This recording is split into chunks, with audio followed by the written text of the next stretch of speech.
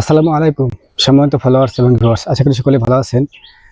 আসলে অত্যন্ত দুঃখজনক বর্তমান ভয়ঙ্কর একটি ঘূর্ণিঝড় রেমাল, যার তাণ্ডবে আমাদের বাংলাদেশের বিভিন্ন জেলার ব্যাপক ক্ষয়ক্ষতি হয়েছে। বিশেষ করে বরিশাল বিভাগের ভোলা জেলা এবং বরগুনা জেলার মারাত্মক লেভেলে ক্ষয়ক্ষতি হয়েছে।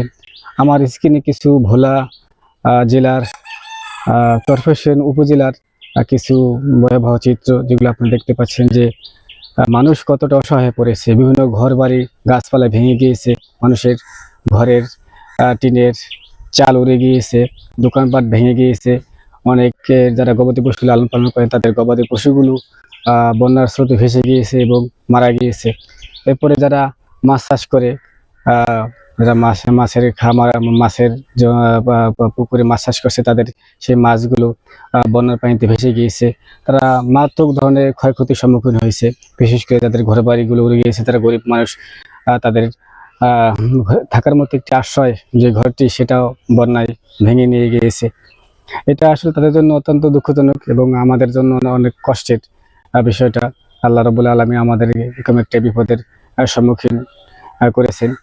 যাই হোক, সকলের জন্য দোয়া করবেন। আল্লাহ যেন তাদেরকে সহায় হোক, আল্লাহ যেন তাদের একটা সুব্যবস্থা করে দেয়। আহ, এবং বরিশাল বিভাগের বরগুনা জেলারও ব্যাপক ব্যাপক ধরনের ক্ষয়ক্ষতি হয়েছে। সেখানেও বন্যায় অনেক ক্ষতি হয়েছে। কারণটা হচ্ছে সেখানে আসলে সাগরের পাড়ের কাছে হওয়াতে, যারা সাগর পাড়ে, যাদের ঘর বাড়ি, তাদের ঘর বাড়িগুলো ভেঙে গিয়েছে এবং পানি ঘরের চালের উপরে উঠে গিয়েছে। মানুষ অনেক অসহায় হয়েছে, পানিবন্দী হয়ে পড়েছে।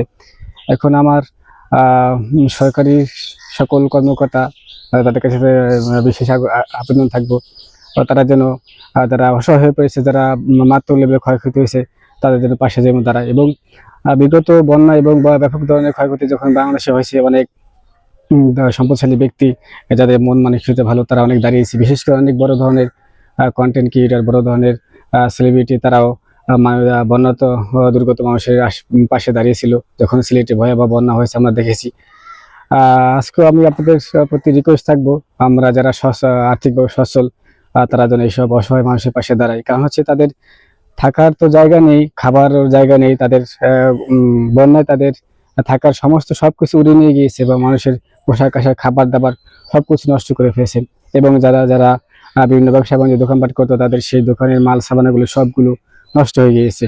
তারা মারাত্মক লেভেলে ক্ষয়ক্ষতি হয়েছে। তারা যে একবেলা খাবে, সেই খাবারের অবস্থাটা তাদের কাছে নেই। তারা এতটা অসহায় হয়ে পড়েছে। এই জন্য আমরা যারা আর্থিকভাবে সচ্ছল, আমরা যারা একটু মানুষের পাশে দাঁড়াতে পারি, আমরা সকলে চেষ্টা করব এই বন্যা দুর্গত মানুষের পাশে দাঁড়াতে এবং তাদের জন্য দোয়া করব, আল্লাহ যেন তাদের একটা সুব্যবস্থা করে দেয়। এই ধরনের বিপদ আপদ থেকে আল্লাহ যেন আমাদের সকলকে রক্ষা করে। আর ধন্যবাদ সকলকে। আসসালামু আলাইকুম।